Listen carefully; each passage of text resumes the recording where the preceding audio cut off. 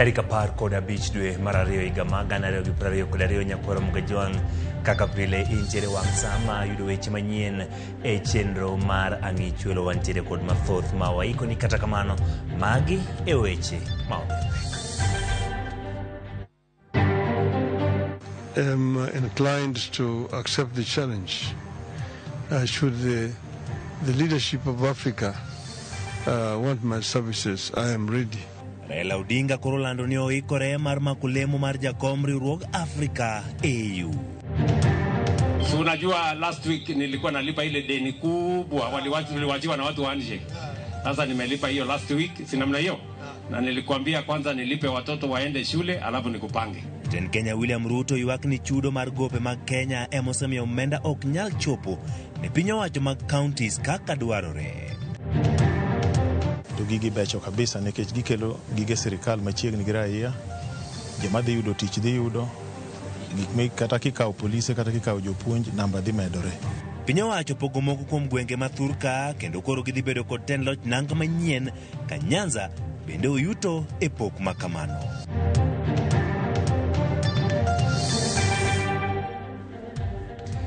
Yakonomi kaka pile layo matudruok en aria dek auchiel nono yuda achiel kachiel e Facebook, YouTube ka achiel kod X.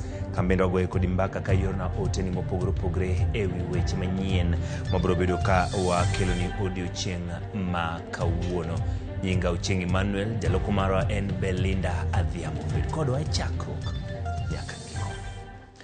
Kawachako eni ogai mar Azimio la Umoja One Kenya Alliance Raila Odinga koro loko tanga kendo nyiso lek mare madwaro bedo jakom duol mar riwruog Africa AU. Raila yango ni oyie kod paro ma osepedhi gi kweth masire ne lemono kendo mano nyiso ni obiro keto siasa tenge ka oyudo komno.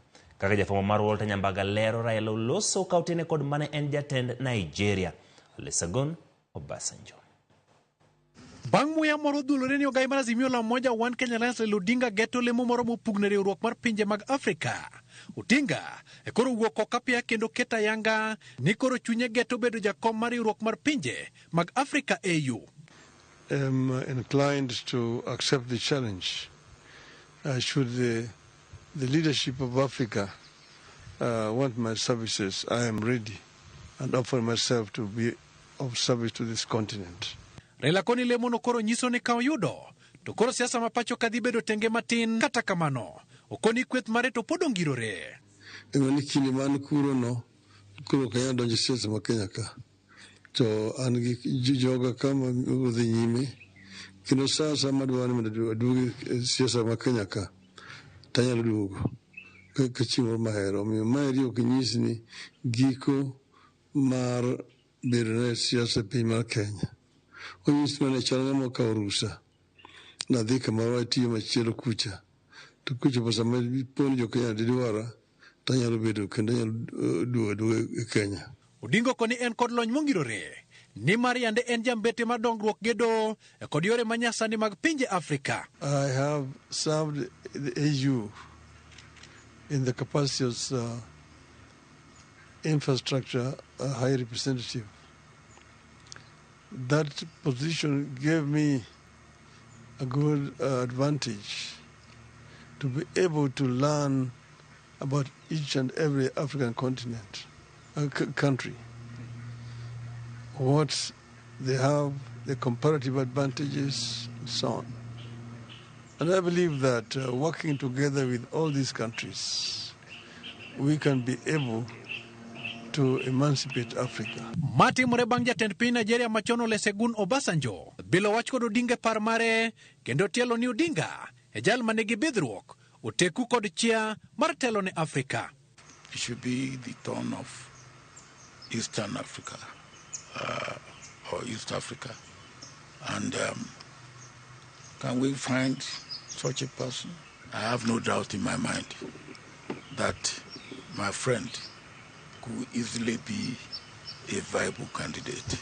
Raila kata kamano nyiero weche mafungore ni sirikand Kenya Kwanza ema manyone thuolono. Winjo ma jomoko kaka weche kaka Migosi Mudavadi loso koni koringo kucha.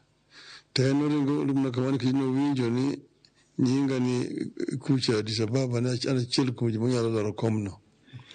Koro kamano kihie kamano. To pok aloso gi sirikal mar Bwana Ruto e wach machuna ni. Obasanjo bende romo kod jatend piny William Ruto e limbe mare Murang'a e kama koro nene ni gilose weche twak achiel mar siro Raila lemo masani omak kod Musa Faki Mahat. Mathuolo mare rumo higani. Walter Nyambaga, Ramogi TV. Ramogi bang' lipot mar Walter Nyambaga maleronwa kaka ogai mar Azimio la Umoja One Kenya Alliance Raila Amolo Odinga koro oseloko tanga kendo koro wacho ni onyiso lek mare ma dwaro bedo jakom duol riwruok mar Afrika mano AU. AU en riwruok mar pinje Afrika.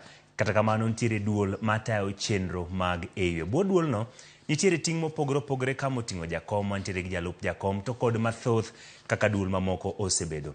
Duol mar AU no bende matayo chenro mag AU. Ka kuom mano wadang'eyo ni to ting' mar jakom mar AU gin mage. Ting' bende ogai mar Azimio Raila Amolo Odinga nyalo biro bedo jakom mare poni obiro yiere mar mondo mi obed jakom mar duol. Wadang'eyo to ting'no gin ting' mage ma obiro bedo godo e AU. Obiro chako kanyo gi ting' ma en godo kaka jakom. Obedo ni en jata tije mar duol mar riwruog Afrika AU. Jata tije chalo CEO. Bedo ng'at ma bende otelo ne chenro mago mag AU kaka jata tije maduong' mar duol no mar riwruok mar African Union. Bende obedo kotayo kuku tend AU kendo neno ni omenda tiyo e yo makare. Ting' moro ma en godo en mar ni kuku no biro bedo ka chwalo chenro mage. Obiro tayo kuku mar telo no kendo neno ni omenda tiyo e yo makare.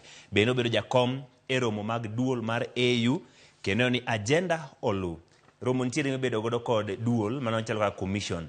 Kochopo kanyo obiro bedo ni ene jakom e romo mag duol mar AU kendo neno ni agenda olu.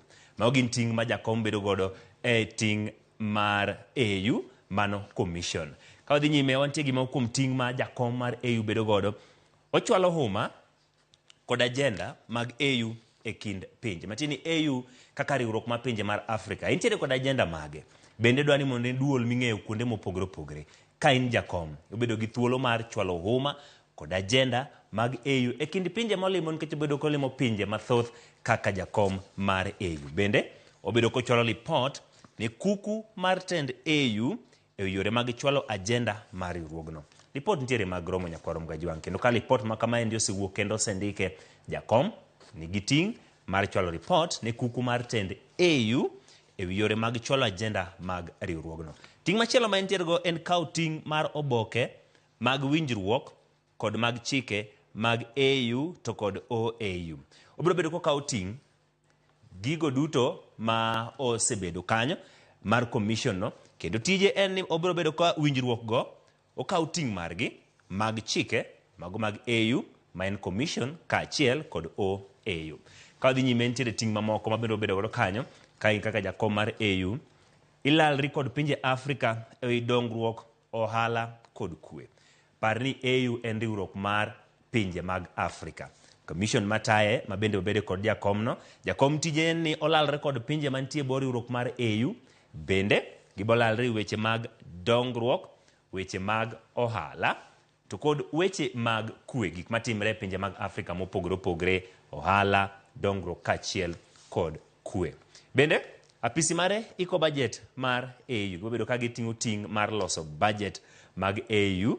Ka bende ikruok kendo manyo mwandu ne AU riwruok mag pinje Afrika. Mano ting' ma bende commission nitiere godo ka achiel kod iko report ma higa ka higa mar chenro mag AU. Koro commission ni endi kosetimo chenro mopogore gobedo gi thuolo mago mag iko report ma higa ka higa mar chenro mag AU. Mago ting' ma bende boromi kanyo jakom mar duol mar AU. Matini koro gai mar Azimio la Umoja One Kenya Alliance Raila Amolo Odinga koro seango kanyo ni oloko tanga kendo koro nyiso lek mare mar dwaro bedo jakom duol mar Afrika, mano jakom mar AU. Oyango ni koro oyie kod paro mosepedhi gi kweth masire, nitiere kweth mabende nyaka siri mondo midhi yud kombe machal kama, kendo mano nyiso ni koro obiro keto siasa tenge ka oyudo komno. En wach mabende wacho ni oloso bang' kano setene kod jatend Nigeria machon Olusegun Obasanjo. En wach mabende mabedo luwo kendo report motenore kod mano bende yudo weche manyien mag Ramogi TV. Kadhi nyime en kaluwore gi lendo mar Raila ni koro ikore ne lemo mar bedo jakom duol ma tayo chenro mag riwruog pinje Afrika AU. Jopiny bende ok odong' chien ka koro gigolo pachgi e wi okang'no. Ano nyuola yudo ka joluo pako Raila, koro ok anya pingo Raila. Decision mora mo make ana luwa. Gima babo wacho en right, kata en wrong en right. An kenda mor kaka jaduong' okawo step no, nikech siasa osegoyo chak onyuola yudo ka Raila go siasa. To osebedo e opposition chakre nyuolna nyaka sanie. Kwere ga be osebedo ka luwe, wuona oluwe, an kuma Raila luwe maluwo. Akia pingo Raila. Ka winjo wach ma koro baba chako loko tanga, kuma yamo koro ringe ni obwogo jo Kenya miwuoro. Koro gai moro manyo dongo manyo obwogo nwa ng'ani korka tax kolaka kila kitu nyaka nyo ng'ani odogi. Sani koka Kenya koro dong kich mayak kamil, kich maril. Nikech ogai moro chako lotanga koro riembo yie kochiko piny moro mani yun koro chako dhi bedo general kon.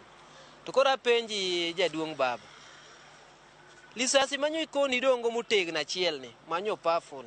Lisasi ni imiye ng'a? Kaber mar baba jo Afrika boneno ni mondo dhi okony pinje mag Afrika bende.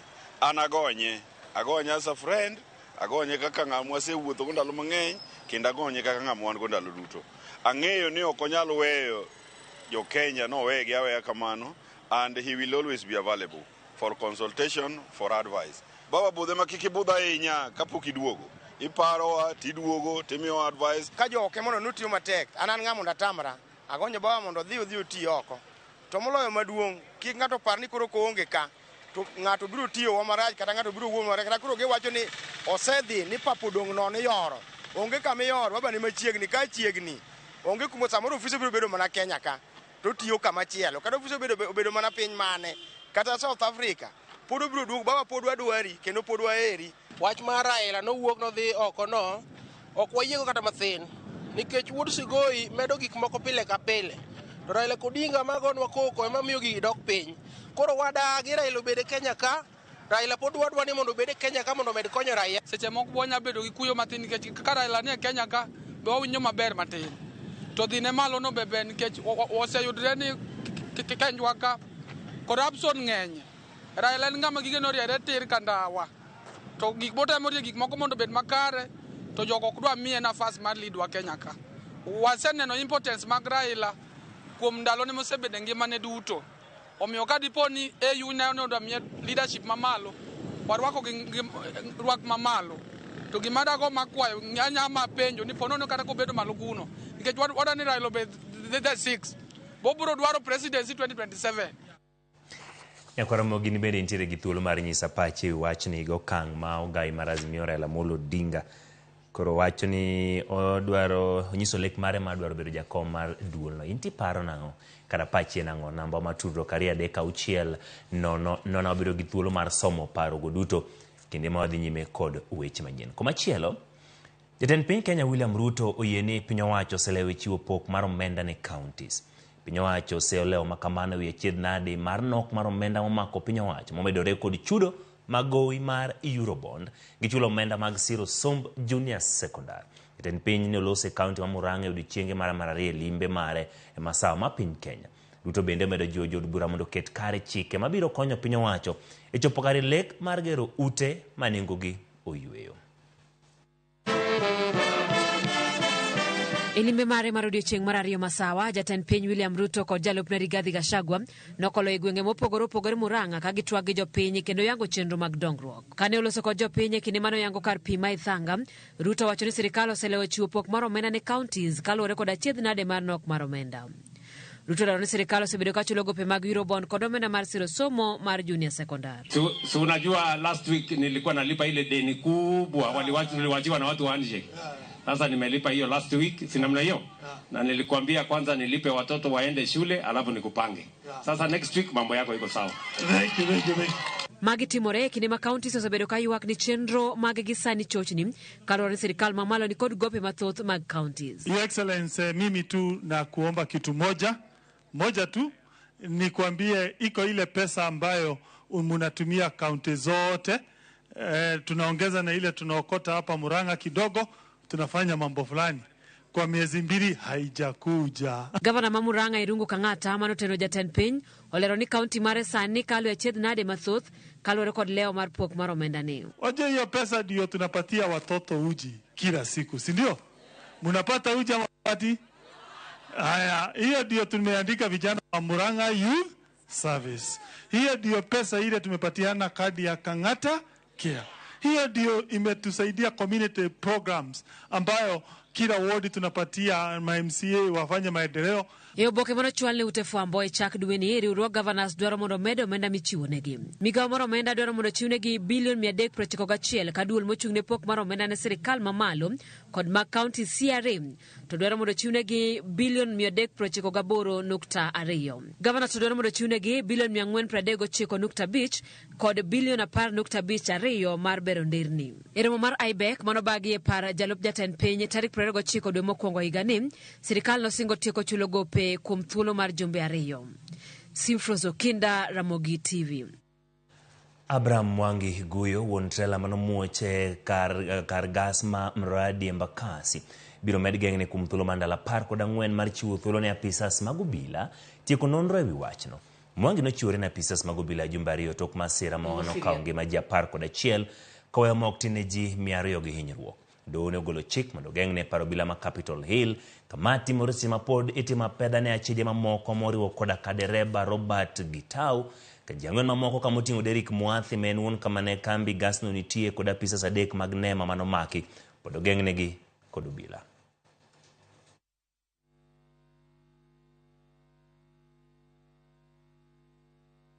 More serious issues than it is safer that it is better that I get. Doho oyo thuolo jopiny Nigeria 2 manomaki kendo geng'negi kachudogi kod nek manyadendi Rita Waini. William Ovie Opia kod John Bull Absbu ne omaki kendo geng'negi kuom thuolo mar ndalo 14 bang' ne yudogi gi gige lweny mager. Omigi chik mondo gichope nyime apisas matimo nonro dichiel e juma ka juma. Seche ma jomin bura wacho ni pod gidhi nyime kod timo nonro ewi nek ma kamano. Achich maduong' manomaki tipo mar wang' dede odiochieng' nek pod opondo kendo ipedho kod apisas mag obila.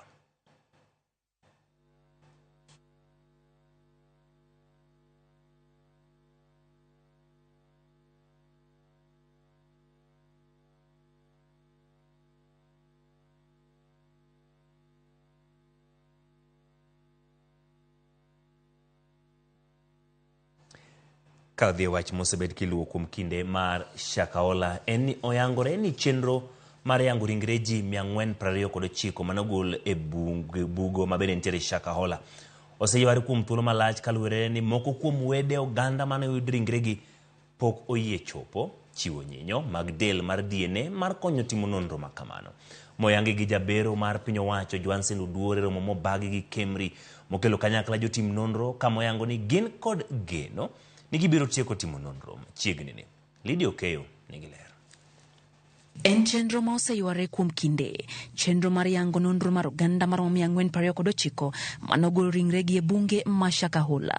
Kochiwo sigand Shakahola, Oduoro yango ni e dwe mar 3 higa mar 2023 negido report ni ringre nyithindo mokariyo noyudi ka oiki Shakahola.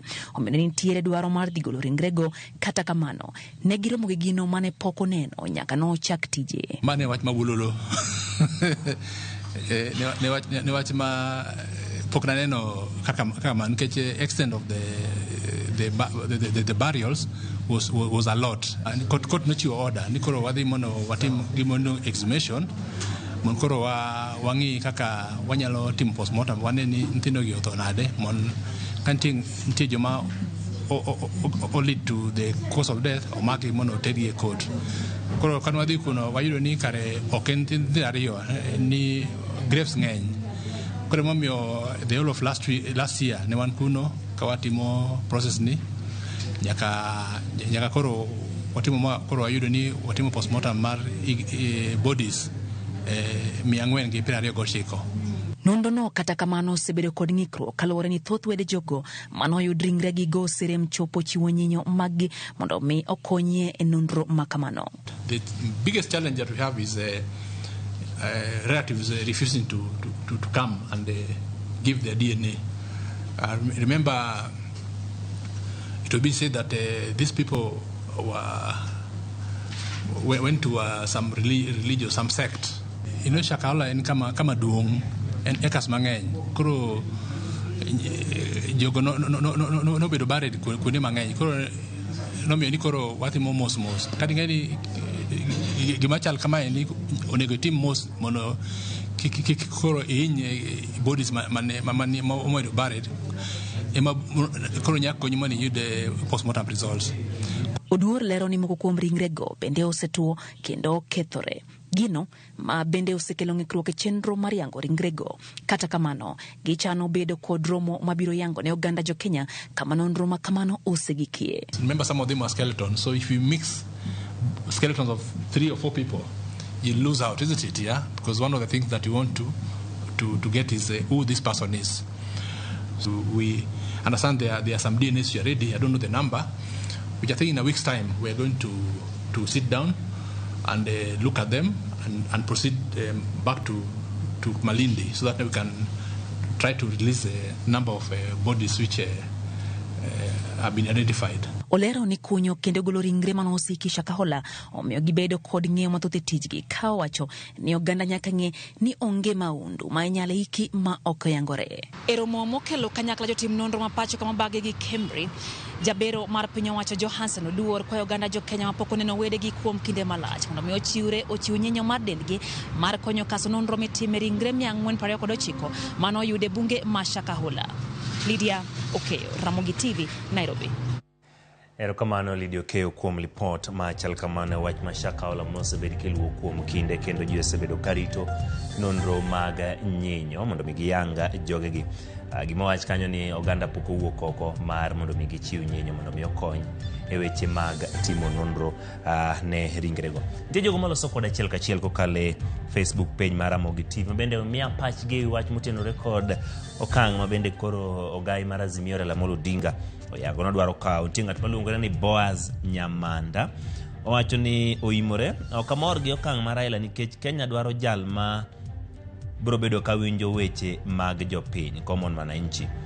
Owacho ni debed en to deo tamore wach machal kamano kendo wacho ni gino bro hinyo jo luto mbulu e pacho ka mabor. Thoth ji bro weyo go mbulu nikech Raila Amolo Odinga onge e ballot. Erokamano Boaz Nyamanda kuom paro machal kamano. Ng'ato ntiere kae ni mabende luongore ni Engineer Lazaro Kanyamboko wacho ni Raila is an African patriot en jal moschiwre ne weche mag pinje Afrika. Kaponi odhi yudo telo machal kamano e AU dhi kete kama ber moloyo kata tend Kenya mopong' kod mibadhi ni. Wacho ni oyie mondo mi okaw okang' ma kamano. Evans Eve Belix wacho ni Evans Wudo Kela jakatwe ng'amor gi okang' ma okeo gionea koro okaw. Koro jok ma ne liere kode wach tingo wach moro kama pek mosebed kitiyo godo wang' ni tiji ema goli oko. Erokamano Eve Belix kuom wach machal kamano. Ntiere ng'at ma bende luongore ni Morino Jode omor gi okang' mar Raila Amolo Odinga okalo. Erokamano. Ng'ato nitie maluongore ni Governor Felix wacho ni Raila Amolo Odinga agonyi tibolo. Erokamano Governor Felix kuom wach machal kamano. Nitie ng'at ma bende luongore kaendi ni Emmanuel Poch gi pak ne jatend Azimio kuom dhi dwaro kom EU. Koro jo siasa mane mako badgi koro sauchgi. An Raila omiyo koro abagni pare. Mano tis oganyo mar piny owacho Kanyamkago. Pod nigi thuolo mar oro oteni mondo abiro bedo gi thuolo mar somo e seche ma wadhi nyime kod weche manyien mag ang'ichuelo kik idhi mabor pod aduogo kod mathoth.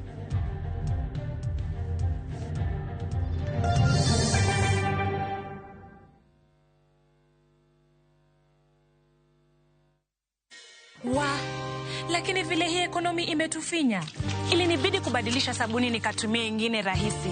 Bala, ilibidi nioshe kila kitu mara 2. Sikuwa na otherwise, nikarudia Ariel. Ariel, usafi bora kwa mwosho mmoja tu.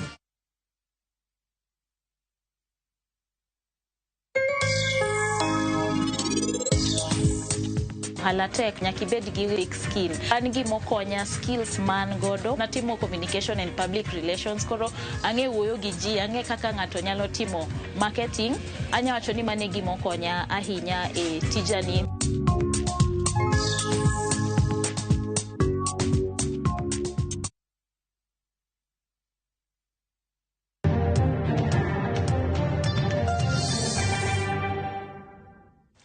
Erokamano nyako Ramogi kuom medo kete Ramogi TV wadhi nyime. Piny owacho pogo moko kuom gwenge ma thurka kendo koro gidhi bedo kod tend loch nanga manyien.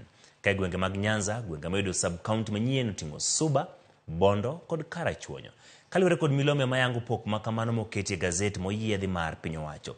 Gwenge moko bende ochugne gi division, location kod sub-locations manyien. George Bati miwaler. Okalo ya oboke moyiedhi mar piny owacho.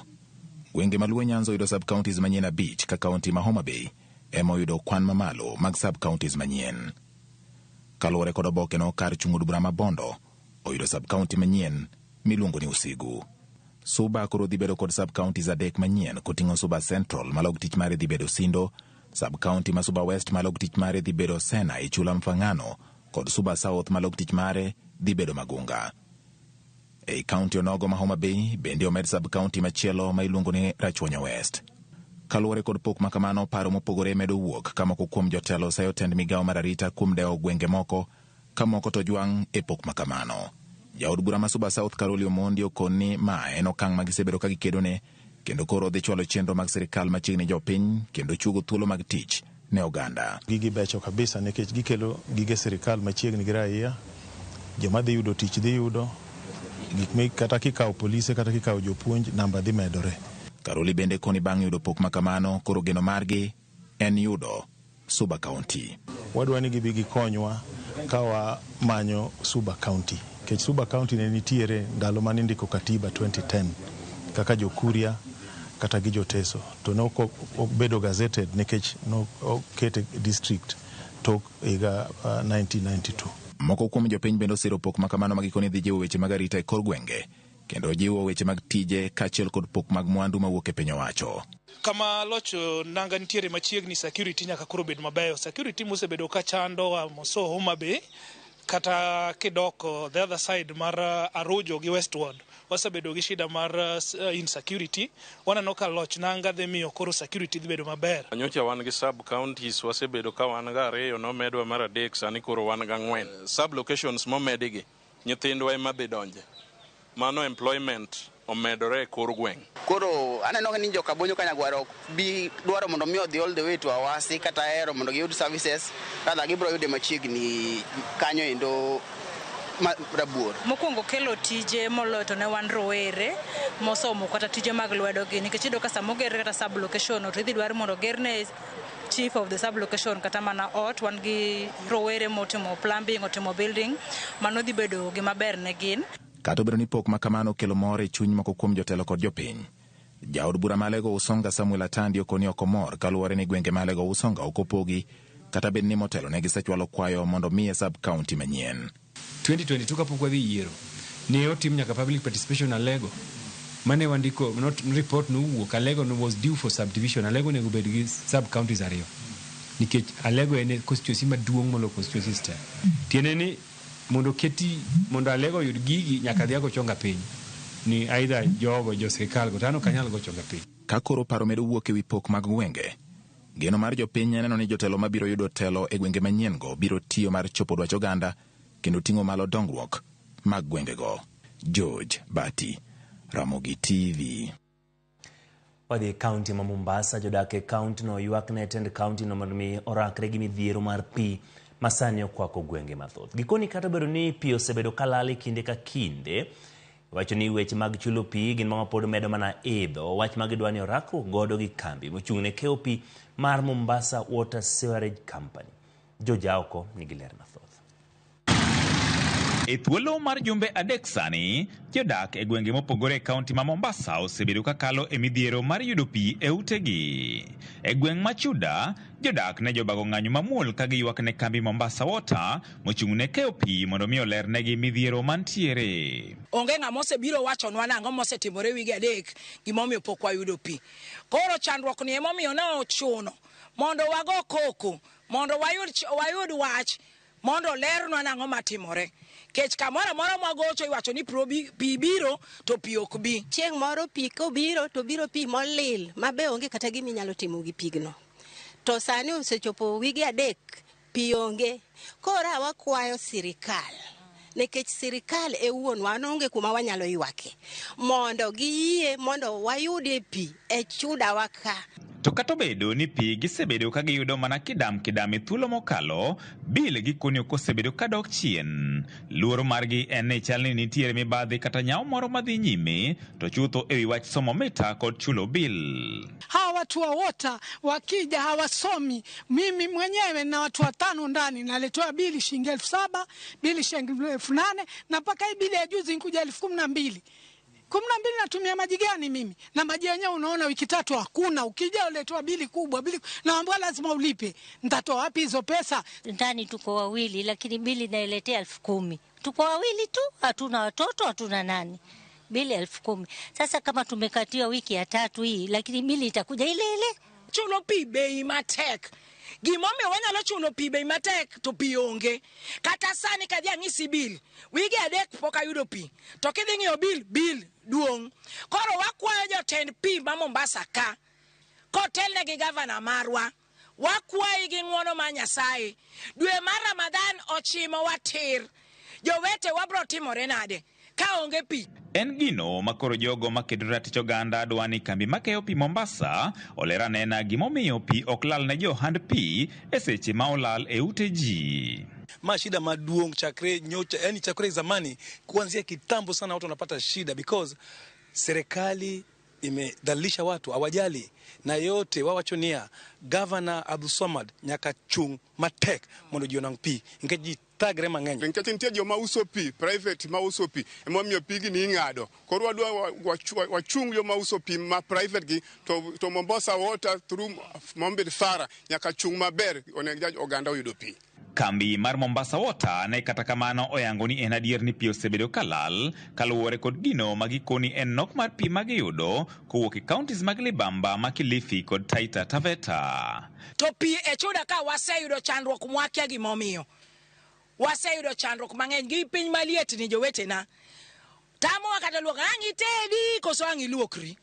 Aywak kendo aywak ni kachopo ot tayude pi mfereji. George Aoko, Ramogi TV, Mombasa. Kaodhi nyime jodak mawuok e location ma Central Kademe sub-county Manyatike ywago monj ma kinde ka kinde maitimon kod rao ka gidwaro mondo migawo mochung' e rito le mag bungu KWS oreski. Jojuma nigi ler e ywako. Monj ma itimo kod lego mag bungu ne oganda ma odak alworano mar Nam Lolwe e sub-kono Manyatike e kaunti no ma Migori ok en gino mawendo. Monj ni ma itimo to ahinya kod repe osekelo lal mathoth ne oganda. Iga ka iga dokto jowabe utege rebe go piny. Nyaka sani repe osenego sani koro iga par karao nego ji rao nego le dhi mier kendo lawa ma neg chiaye. Koro ok ang'eyo ni sirkal opidho mana chiachgi to ketho gige ji nikech kata mana wan ka wan gi chiaye ka odhi oketho puoth ng'ato to ka wuon puodho kawo ni okang' to chuni nyaka ang' ichul. Koro mar sirkal ma gin le ma gipidho mondo konygi miyo gin kam ok ginyal dewo koketho gi raia. Moko kuom oganda osewito ngimagi, moko oyudo ng'ol mane ok gichano ka mwandu mathoth ma oting'o jamni bende koro osenegi kod repe ma osebedo ka kwayo landa nyaka e mier. Higni 22 mosekalo kane rao moro biro e dala nonego na diek 11 ma dong' nono to diego masebedo ka konyora godo kachulo go school fees ne nyithindo. Sani bedo yenam kocho tamo gibiro mai miere. Gibigi kaw moko gitere other areas mondo bed safe, mondo dhano bendo bed safe, kik human conflict bedie. Sani jodak e location mar Central Kadem bende koro dak kod luoro ma okalo kawe kod monj ma itimo kod repe. Ruoth morito location mar Central Kadem Philip Opolo wacho nitiere gwenge ma chenro mag wuoth rumo kar saa 3 mar otieno nikech repe koro wuotha helu nyaka kor gwenge e sechego mag otieno. Kidhi king'ado kata area mar Angugo gotieno, kidhi Nyora gotieno, wuodhi kokalo saa 3 kidhi ng'ado barabara no nikech rewe opong'e. Nikech vegetation be pi noduogo oko ma vegetation otie nyaka tie nam, miere go joma nie miere ok nyal wuok kata gidhi e choo. Ma ng'ato mondo bed e dala ne ni bedo gi traf kata gimi nyalo dhi oko gotieno e dier odi, ok ibi wuok, iwuok en rawo. Kata bed ni ji mathoth osito mwandugi kod joheragi kaure kod monj ma itimo kod repe e location mar Central Kadem, oganda gi wacho ni pok gido chudo moro amora kuom duolno marito le mag bungu. Osesando jowa mang'eny, mama moro ni Eska Nyora osedhi Homa Bay di beach, mama motima Chiliel, kendo dhi Homa Bay sendi mosetiyo go ingo midhe miye. Koro we are wondering to compensation, is it true? Koso ken true. Compensation be onge, report jowa tero ne KWS, samoro gibiro to gibuogo mana rewe, gibuoga. Koro naluongo jo wildlife mondo gibi gi assess, kane gibiro ne gikona ne gibiro compensate set. Podo ka neno compensation mora mora, report to ne gidhigo kendo na fill form. Oganda gi ma osebedo kod lweny kod le mag bungu kuom higni malach dwaro mondo koro piny owacho koro ng'iyo mar tieko midhieroni ka gin giwegi poge kawo chik e lwetgi. George Juma, Ramogi TV, Migori.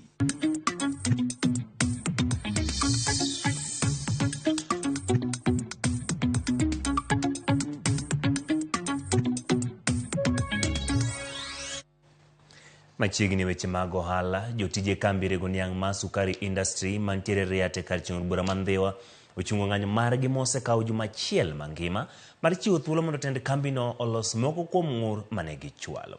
Ng'anyo ma jotijego ne ochung' kaluwore gi rombe ma osebedo kadhi nyime kind tend kambino.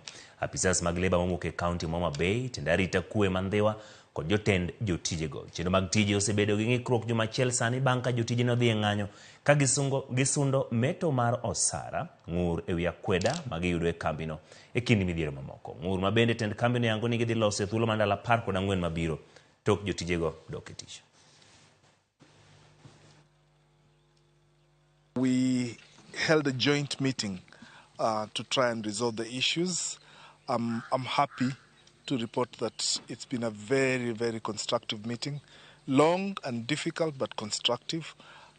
We've come out with a return to work formula. It's been a painful process. We've had sugarcane and farmers suffering out in the fields. We've had shops closed. We've had the workplace closed. All that is not constructive. But the good news is it's all ended well. The issues are now being addressed, and we hope that we are entering a new era of good industrial relations practice. Ndalo 14 go nitiere gige moko midhi losi on time, to nitiere moko ma pod dhi kawo muda. Koro wawinjore ni bang' ndalo 14 misachwa mane wadwaro ok wadwar mondo medwa kata percent moro ewi misara, to wadwa ni ogolwa kamichulowa ma en others to gichulwa e municipality. Ma kamano ok nyal timore bang' ndalo 14, to wadhi chako kawo kendo ndalo 14 mar miyogi warning. Ka ok girespond kendo bang' ndalo 14, to wadok adoka jokanyanam kama ne wantiere cha. Mane nienge pod ok wadhi mana loro kambi nikech koro gitamore winjowa. To ka giwinjowa, waneuru kaka watiyo. Mi akwayo jatich moro amora mar sukari donji e tich, wan gi ndalo 14, wamigi uru. Jambetre mar piny Ingereza Neil Wigan noyango mariwore kod gavana ma Kisumu Anyang' Nyong'o e chenro mag bero weche pur kod ohala e bwo nam Lolwe kaka yor bero ohala e kind Kenya kod pinje Afrika ma ugwe kaka Uganda kod Tanzania.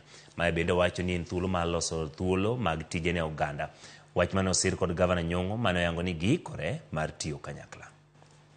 came to understand better the situation in Kisumu as one of Kenya's most important cities and to see the huge economic potential that there is here in agriculture, trying to move up the value chain, but also in the blue economy and as a gateway to Tanzania and Uganda.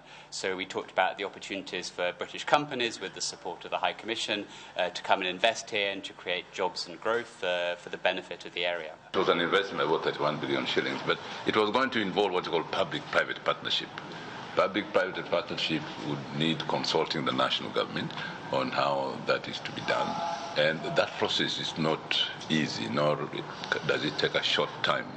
So the United Green is still discussing with the national government, various bodies in the national government, how they can break the jinx on private-public partnership or any other way of investment. But we found, the two of us, between us and United Green, that the national government regulations and procedures take long, and they are still doing that, having discussion with the national government. We in Kisumu are ready. Moko kuom johala mang'eyo mwandu kowuok e pinje maoko dwaro mondo piny owacho ogolnegi ohinga mamiyo mwandu magi kawo kinde malach kochopo e dho wath ma Mombasa. Ka giloso e kaunti ma Mombasa, johala go wacho ni moko kuom osikegi mag lewni mag mitumba pod okwamo e wath. Gima giwacho ni sando kod apisas mag duol masolo osuru KRA kar bedo ni giseluwo chike duto madwarore. Sani koro johala go kwayo jalup jatend piny mondo chop kare singo manochiwo ni johala ni piny owacho biro golo ohinga mathiro ohala go.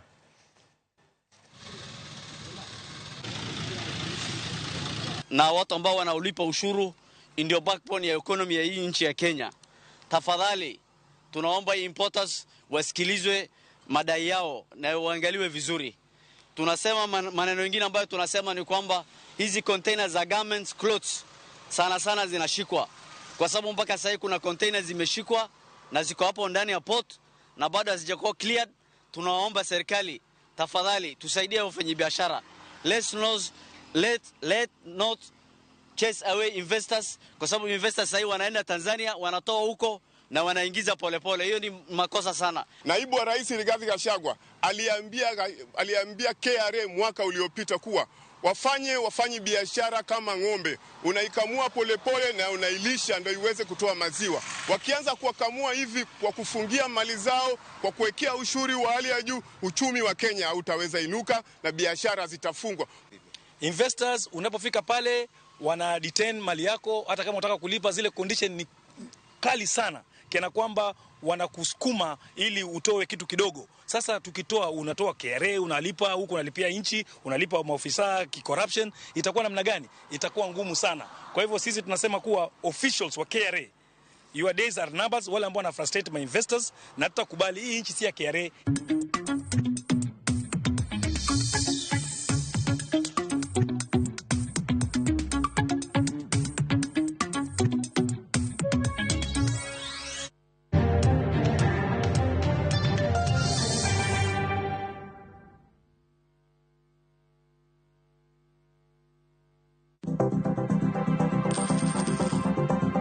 Mondo mi ikungo omenda e yo mayot kendo e yo mowinjore, onego ibed kod paro mar kungo dwe ka dwe, juma ka juma, kata odiechieng' kodiechieng'.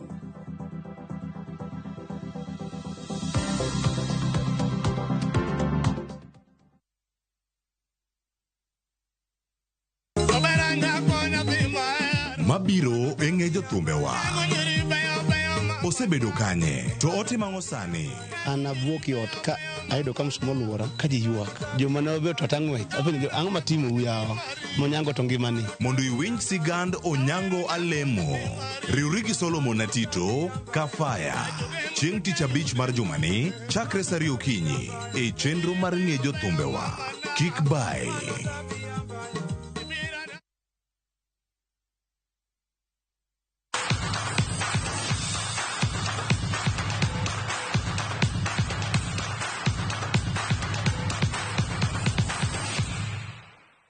Machiegni weche mag tuke. Jatend migawo matuke Ababu na Mwamba osingone kamati mar od bura matuke ni piny Kenya biro tieko chenro duto mag ikruok ne bago tuke mag AFCON higa mag 2027.